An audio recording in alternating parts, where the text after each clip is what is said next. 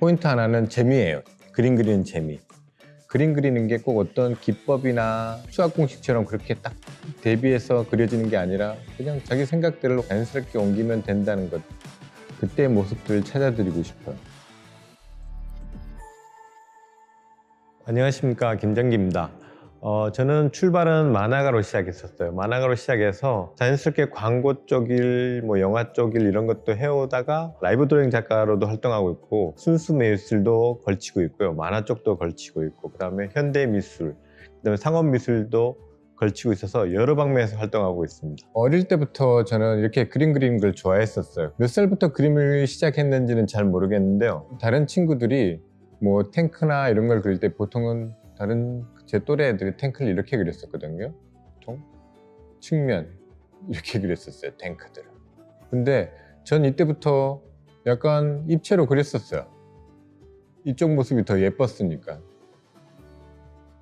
그래서 또래 애들보다 시각적인 이런 것들은 좋았던 것 같아요. 그때 어릴 때 기억으로 봐도. 그리고 그림 그리는 게 가장 재밌었어요. 유치원 선생님이 말씀하시기를 만화가 하면은 평생 동안 이런 그림을 그릴 수 있다고 그랬어요. 그래서 그때부터 꿈이 만화가였어요. 우리가 그림 그릴 때 가장 많이 하는 수업 중에 인체, 투시, 이런 여러 가지 기본적으로 많이 여러분들이 배우시는 이런 것들도 중요하다고 생각합니다.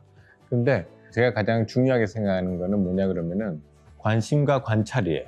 관심과 관찰. 그래서 어떤 물건을 그리려고 그러면은 관심을 가지고 관찰해야 되는 것 같아요. 처음 시작은 뭐예요? 보고 그려요. 어떤 만화 작가 거나 좋아하는 그림을 따라 그리고 내가 이쪽으로 좀 더 잘 그리는 것 같은데 그러면서 처음엔 좀 못 그려지더라도 여러 번 연습하면서 점점 좀 닮아가는 그 재미. 시작은 저도 그렇게 시작했습니다. 첫 등단한 작품은 제가 27살 때인 것 같습니다. 지금은 폐간돼서 사라졌지만 영점프라는 잡지에 있는 허니펀이라는 작품입니다. 허니펀이라는 작품은요 4페이지 컬러 만화였어요. 그냥 그때그때 재미나는 이야기들 생각나는 것들로 시작해서 그렸습니다. 지금은 컬러를 많이 안 쓰는데 그때는 컬러로 작품으로 다 했었어요. 그래서 마카, 수채화 이런 것들을 사용하면서 작품을 했었습니다. 디지털도 약간 이제 막 태동하기 시작하는 시기였었어요. 디지털 하시는 분들도 약간 있었고 저는 그때도 여전히 아날로그로 손으로 다 그리고 있었고요. 처음 시작은 되게 재밌게 시작했는데 하다 보니까는 너무 힘든 거예요. 특히 스토리가 너무 힘들었어요. 매회 할 때마다 새로운 스토리를 만들어야 된다는 게 공포였었어요. 그리고 힘들고. 그래서 처음 시작은 재밌게 시작했는데 끝은 너무 힘들었었던 작업으로 생각하고 있습니다. 그리고 저희 한계도 느낄 수 있었고 만화라는 작업이 보통 일이 아니구나 라는 것들을 경험할 수 있는 재밌는 작업이었는데 그 시절로 다시 돌아가서 첫 작품을 다시 하게 된다 그러면은 준비라는 것들을 좀 더 철저히 해보고 싶어요. 너무 준비 없이 했었어요. 그냥 등단한다는 그 자체만으로도 재밌어가지고요.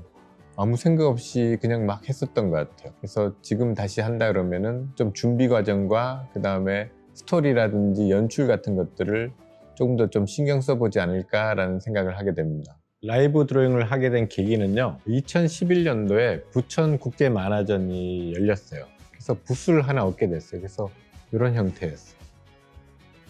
여기 이제 작가가 앉아 있고 이쪽에는 이제 보통 다른 작가님들 같은 경우에 여기에 액자를 걸어요. 자기 보통 했던 작품들을 액자로 해서 1, 2, 3, 이 세 면에다가 보통 이렇게 꾸미는 방식인데 근데 저희 대표님께서 김정기 작가 우리는 그렇게 하지 말고요. 3면에다가 종이를 붙여요. 종이 붙이고요. 그냥 생사기간 동안 작가님이 하고 싶은 대로 여기다 그냥 낙서나 하세요. 그러는 거예요. 그거 재밌겠다라는 생각이 들었어요.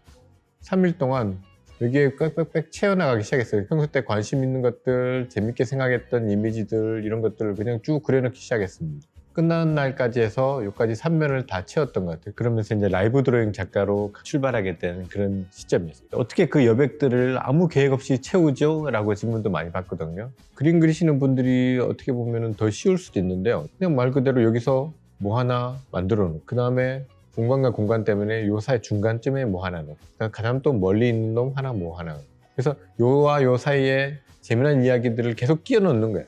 계속 자연스럽게 이야기가 연결될 수 있도록 어떤 룰 없이 그때그때 상대편의 반응이라든지 그리고 이 사람과 이 사람의 포즈의 연관성이라든지 이런 것 때문에 거기에 맞는 스토리라든지 이런 것들을 계속 넣다 보면은 순서가 없더라도 맞춰졌던 것 같아요. 워낙 또 평소 때 많이 그리다 보니까는 이렇게 들어가는 게 재밌더라 이런 것들이 평소 때 많이 돼 있어요. 또 라이브 드로잉에서 또 이렇게 물어보기도 해요. 여기에는 어떤 게 들어가면 좋을까요? 아니면 오늘은 뭐 어떤 주제로 그리면 좋을까요? 라고 했을 때 그 주제 받은 주제 가지고도 연결하기도 하고, 광고나 회사 일할 때는 벌써 라이브 드로잉 하기 전에 폰트들도 많이 짜고 수정도 많이 해서 거의 머릿속에 100% 들어가 있어요. 그래서 어디서 시작해서 여기서 시작해도 똑같아요. 나오는 결과물은. 자유의지로 그릴 때는 머릿속에 그냥 떠오르는 거 그대로 그려요.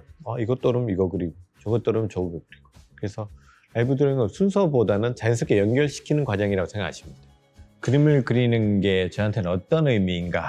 저한테는 제가 하는 것 중에 가장 잘하는 거였어요. 이런 하얀 종이가 딱 펼쳐졌을 때 아직까지는 두려움이 없어요. 하얀 백지 공포증이 가지고 계신 분들이 있어요. 흰 거를 보면은 여기에 뭘 채워 넣어야 될지 겁나신다는 분들이 많은데, 저는 아직까지 이 하얀 종이를 놔두고 주저해 본 적이 별로 없는 것 같아요. 당연히 한 명이라도 더 그리고 또 공간도 같이 그리고 그러면서 하나의 이야기처럼 언제나 만들어 놨어요. 어떻게 보면은 그림은 저한테는 가장 재밌고 잘할 수 있는 거고, 또 제가 만들어낸 하나의 세계 같기도 해요. 홈그라운드 같은 곳이 가장 편하고 지금도 가장 재밌게 할 수 있는 공간들인 것 같습니다.